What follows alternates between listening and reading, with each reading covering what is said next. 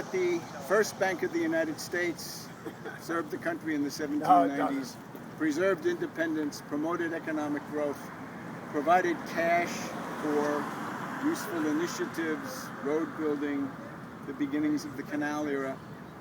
We have to ask ourselves here at the end of the day, in the third seance of the Democratic National Convention, has the Democratic Party promoted, offered anything that would really bring about a recovery?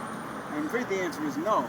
That even Bernie Sanders' proposals essentially amount to a very timid social democratic program, which certainly could make life better for people, but which will not provide 30 million new productive jobs in infrastructure paid for by the Federal Reserve, and will not provide about 10 million entry-level jobs for inner-city youth and youth in rural America who need to be brought into the workforce. And that can be a PWA, WPA program in the spirit of Harry Hopkins. Today we might want to name it after Mayor Marion Barry, the late mayor of Washington, D.C., and that has not been provided. So there are some small bore initiatives which are meritorious and which make a difference.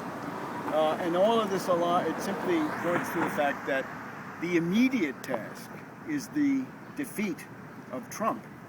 And to defeat Trump in a way which will tend towards the extinction, the collapse of the Republican Party. But after that, we also have to remember that inside the Democratic Party, there are, in effect, two political parties.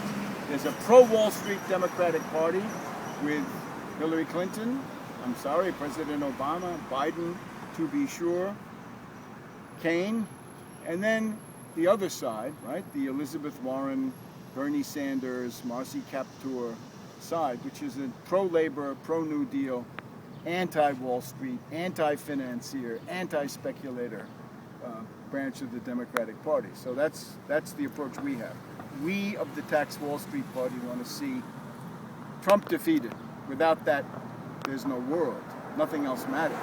We want the Republican Party smashed into 1,000 pieces, and then we want to see the Wall Street Democrats get kicked out or somehow separated from the anti-Wall Street Democrats. And with that, you'd have a decent perspective for the United States.